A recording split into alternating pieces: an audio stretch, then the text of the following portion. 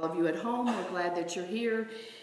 And we're going to talk about belief and believe and trust and knowing and all of those words that have so many different meanings. Yes?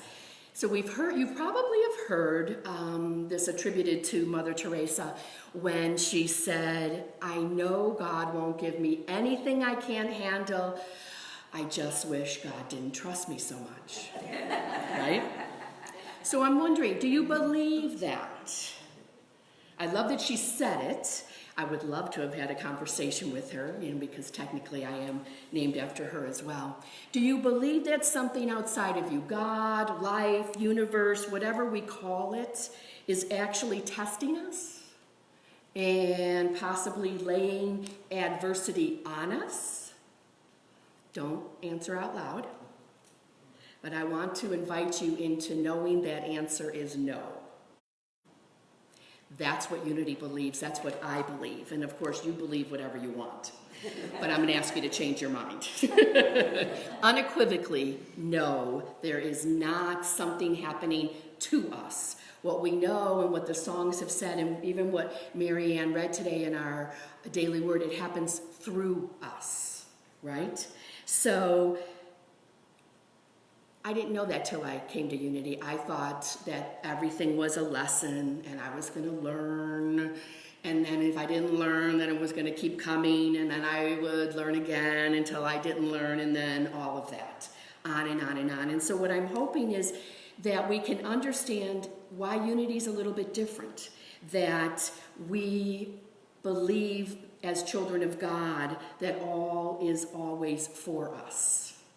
And so I talked about that with Penny. I met with her on Friday, and she said, I can actually say that about my cancer. And so I said, maybe you'll have, maybe when you can and you want to, you'll give a little talk on that and why it is a gift. And so what I want you to know, and what intrigued me back in the day when I first became a Unity student, was what Charles Fillmore said in Talks on Truth, one of the foundational books here. He said, "The love of God for God's children is beyond description. A love so tender and so deep that it cannot be mentioned in the same breath with the ordinary love as known by the word itself. The great love of being," Fillmore says, "is deeper and wider than the thoughts and the words we have encompassed through our language since the beginning of time." I believe this. I know it to be true for me. And what I always say to people is, don't believe me. See how it fits on you when you put it on. And if it works, great. Then let it work for you. What I know and have learned is that God, the universe, spirit, life is for us. And the experiences that come into my life, that come into your life, sometimes don't feel that way, do they? And so you might be thinking to yourself, well, you don't know about my pain. You don't know about my adversity. You're right, I don't. Even if we might have had the same situation, you and I are different in that way. So what I want us to do is all take a deep breath and know that this is our personal responsibility. Response-able is what responsible is when we take apart the word. So responsibility at a highest level to be who we have come here to be. And I wrote this talk, the title, before I even figured out we were going to be doing this book, Who We've Come Here to Be. Because it's different for each and every one of us. And it might look the same sometimes, and sometimes it doesn't. Great, because imagine if we were all alike. Ew, right? We love the diversity in it all. So what I know is that the Unity teachings have brought us to stand in the truth of who we are, embracing our divinity as we go forward into infinity. We're always going to be present here. Even if I can't see you, your presence will be here. That's why I always say when we're praying over our gifts, we bless all of those whose shoulders we stand upon. Because we're here 20 years later because of those who said, oh, I think we need to understand what unity is teaching. So there's a great parable. It's not one from Jesus, but I think it's still a great one. Once upon a time, that's how you know that they're made up. And I was having this discussion with somebody this week about the Bible, and if the Bible stories started once upon a time, then maybe people would have less trouble with understanding, the complexity of it all. So this story starts, once upon a time, there was a young woman who was having challenges and experiencing great difficulty in her life. She didn't know how she was going to make it through the day. She was fighting and struggling and so tired from it all, and decided, it seems like one problem arises after another, after another, after another. So she went to her dad and she told him this. And he said, "Come with me into the kitchen." He was a chef. And he said, "Sit down at the table." And then he took out 3 pots. And put a bunch of water in each of the pots and put them on the highest flame he could find, he could get on the stovetop. And allowed all of the water to come to a boil. Well, of course, she's thinking, what the heck? Maybe a different word. What the heck does this boiling water have to do with me? But she didn't say anything, being respectful, because she had come for some advice. How many times do we ask someone their advice and then tune them out, right? So she's sitting there, and her father all of a sudden takes carrots, puts them in the first pot. In the second pot, he gently lays in some fresh eggs. And in the third pot, he puts in a bunch of grounded coffee beans. For 20 minutes. He's allowing them to boil, and she's really getting impatient. Exactly at 20 minutes, he turns off all the burners, and he fishes out from the carrot pot all of the carrots and puts them in a bowl, and then gently lifts up all the eggs, puts them in a bowl, takes now colored water from the coffee beans and pours it into a cup. And he says to his daughter, "What do you see?" "Dad, I see carrots, eggs, and coffee," with a little sing-song in her voice. He said, "Well, come a little bit closer." So he brings her alongside on the stovetop. And he says, "I want you to taste the carrots." So she did. They were mushy. She didn't like them. He says, "Well, let's have you taste the eggs." So she takes out the egg, which is now hard-boiled, and peels off all of the shell, tastes the egg. It's overdone, pretty much ruined as well. And then he takes the colored water from the coffee beans in the cup and gives her the cup. She smells it and she drinks it and she licks her lips and says, "This is great coffee, Dad." She said, "But I'm confused and I'm getting annoyed with you because I've come to you with some questions and I don't understand. How does this food stuff have anything to do with me and my problems?" He said, "Well, let's sit down again."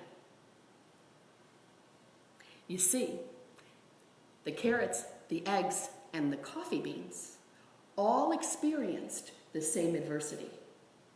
They all were boiled in for 20 minutes on the stove. She's like, "I know." He said, "And what happened to them?" She's like, "I'm not really getting it, Dad."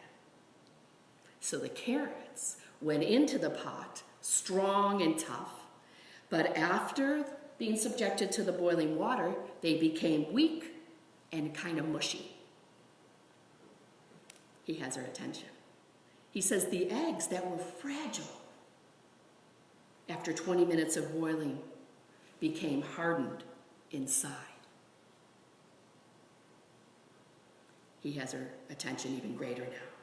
And the coffee beans, they were unique. After 20 minutes of boiling, they did not really change.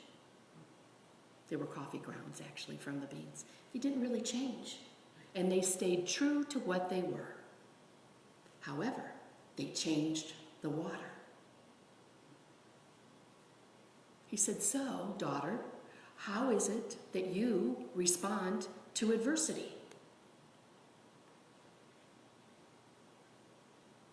Are you like a carrot that seems strong and tough, but then comes the pain, and then comes the adversity, and then you wilt, and you become soft, and you lose your strength? Tears are kind of forming in her eyes. Or are you like the egg, which starts off soft and fluid in the center, and then faces life challenges and more adversity and becomes hardened inside? More tears. Because your shell on the outside looks the same, but something inside is gone. Or, daughter, are you like coffee grounds? They stayed true to who they were, who they've come here to be, and they changed the world around them. They changed that water into coffee that you enjoyed. She's shaking her head. He said, so my darling daughter, the best comfort and advice I can give you as a dad is to be like a coffee bean. So each of you, I hope, got a coffee bean when you came in. Take it home. I've already put mine on my little altar that I have. Maybe put one, we've got plenty. Take one, put it in your wallet. Those of you at home, get a coffee bean out. They're little enough. Put them somewhere to remind you, oh, wait a minute. Life is going to happen around me, and I get to choose how I'm going to respond. And my choice may or may not change the world. So our screen gives us a little bit of a graphic, yes? Charles Fillmore says, when things are at their worst, remember who you are, stay true to your nature, and you will change the world around you. Unity Village is celebrating its 100th year, and so they're putting out a tremendous amount of works that have been transcribed through Charles Fillmore, all of the different artists, hundreds and hundreds and hundreds, probably thousands of pieces of work. So I'm scavenging through them to find stuff that fits for you all. So we get to better ourselves, encourage ourselves, love ourselves, inspire ourselves, educate ourselves, validate ourselves, and energize ourselves.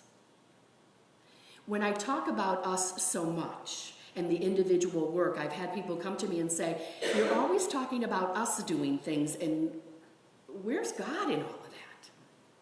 Right in between each of those letters, in between every breath we take, there is God.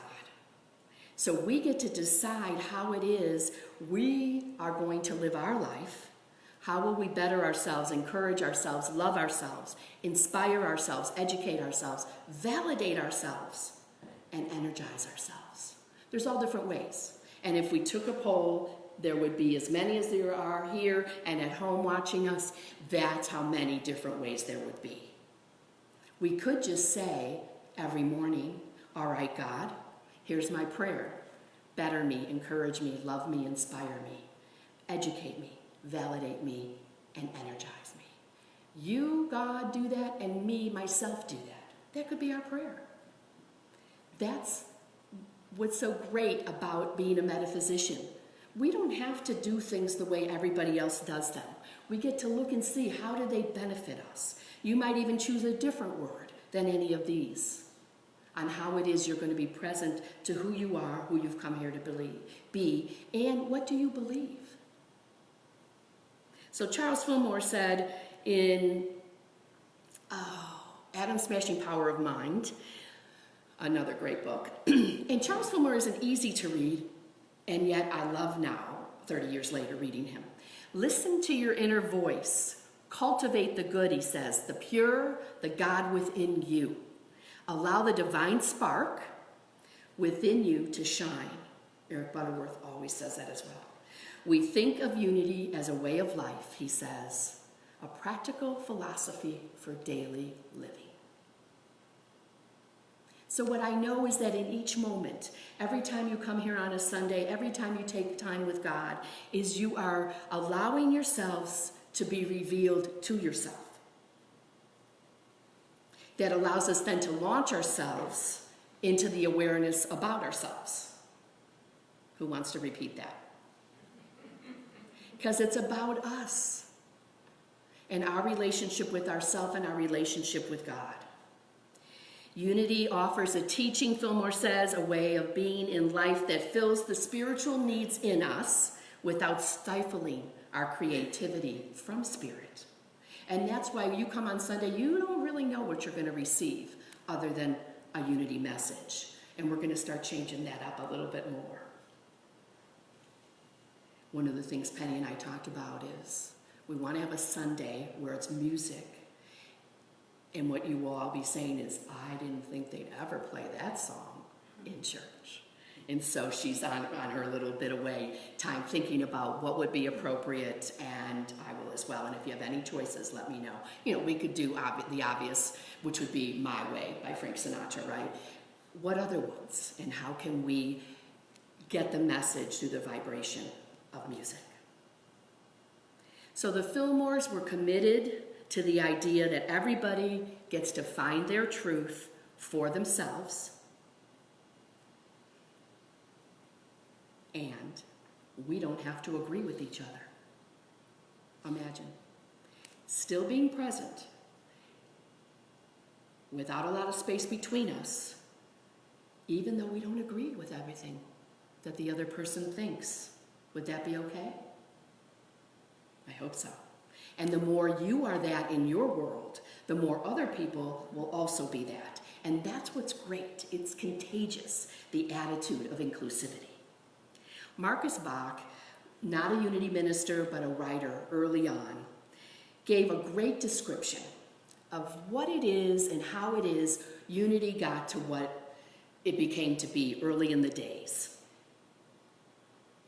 Unity born in truth and fostered by the eclecticity, being eclectic, Fillmore said, has taken truth from truth. Many sources and one universal truth.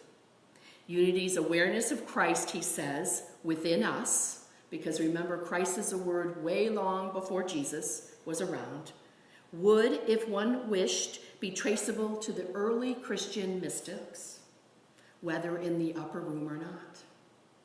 Today, I think a practical mystic we might call Father Richard Rohr, maybe Sister Joan Chittister as well. There's Spong, there's a bunch of them.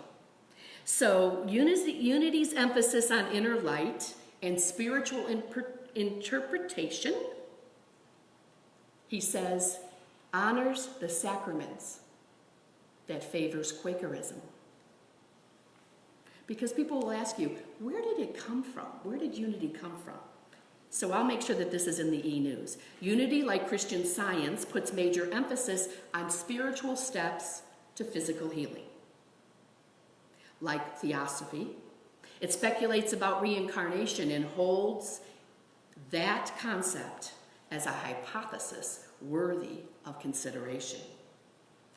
Like the Rosicrucians, it contemplates the idea of cosmic reality and spirit's all-embracing principles.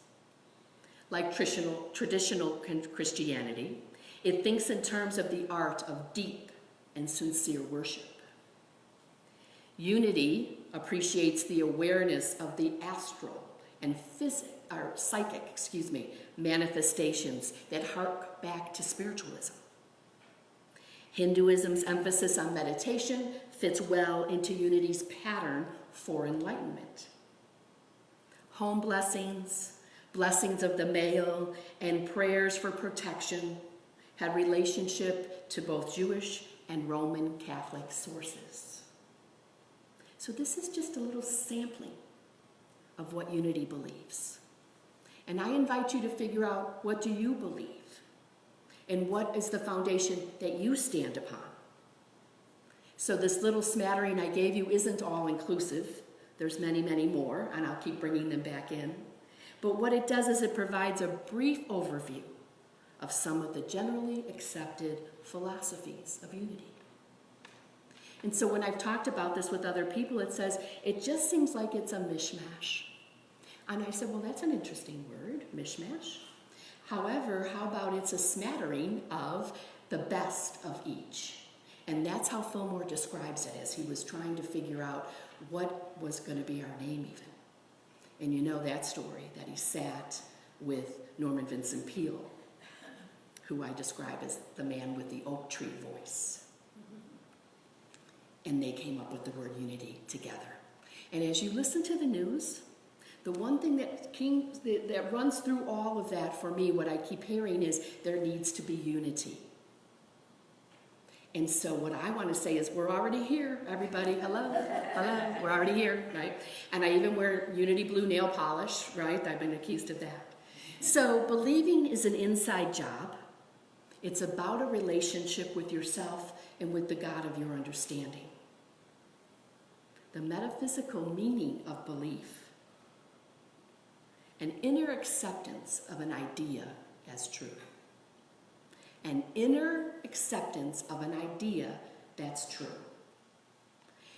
We also discussed on Thursday is there a difference between trust and faith and knowing? So that'll be a talk for a different day.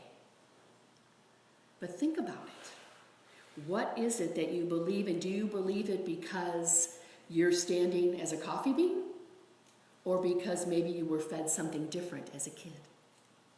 And there's no right or wrong. We get to choose. And we get to know that our choices then affect our life. And so I'm grateful for unity and all that it wants to be as far as inclusive and honoring. And so I invite you to close your outer eyes. And Rick will play a little bit of piano underneath our time now of meditation. Be like a coffee bean. As you put aside anything that might be on your lap, hold that coffee bean in your hand, in your fingers. It's small. And that we know there's all different colors of coffee beans. So this could also remind us to not play small in the world that needs our light to shine bright.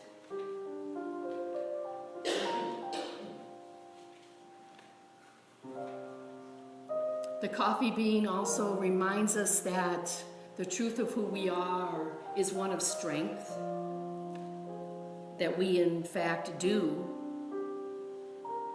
affect all those in our lives with our very presence.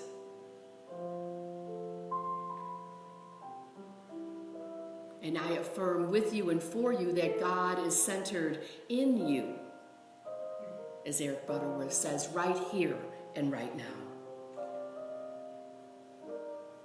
Butterworth says the kingdom of all potentiality is already within you.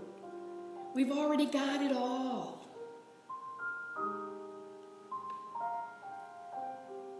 All we need to do is simply recognize and acknowledge that God lives through us.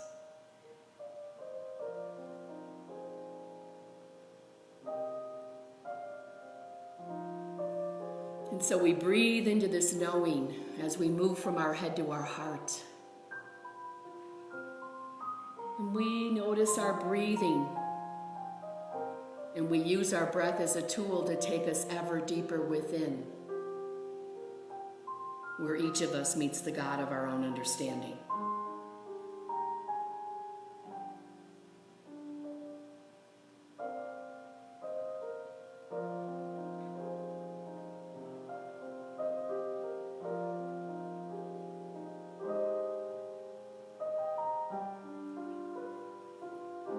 The potential for your presence to impact another happens each time you make that choice. How will you be God expressing today? Through a smile, sharing a coffee bean with somebody, enjoying our fellowship, holding the door. So many ways to be present to the miracle that each of us is.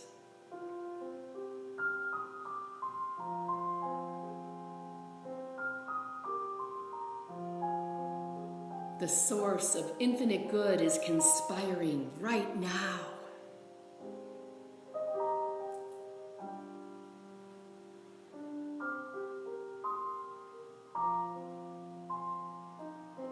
Conspiring right now for each and every one of us to be all that we've come here to be.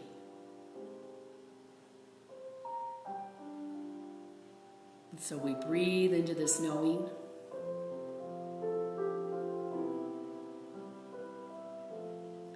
that each of us matters. Your presence matters, whether you're at home watching us and for those who are here this morning. One presence and one power, active in the universe and in our life, God expressing as us. And so as we go into a time of silence and full of gratitude, we say thank you. As we go into the silence,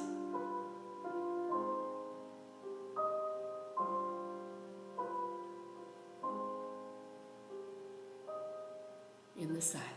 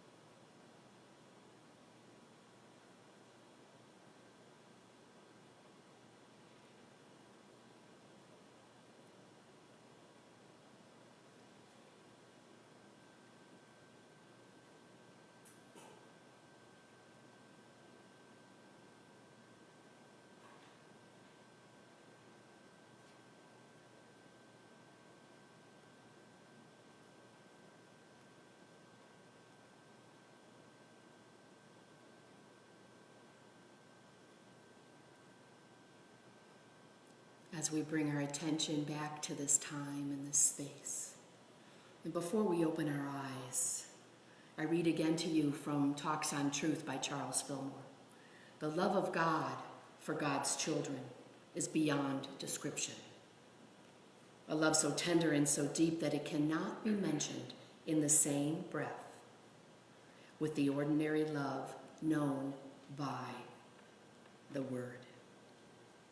The great love of being is deeper and wider than the thoughts and the words we have compassed since the beginning of language. And so we breathe into this knowing, we own it, we embrace it. And for this and all of our blessings, seen and unseen, we say thank you. We are grateful. Amen. And we stay in this moment of contemplation as we prepare our love offerings. And we get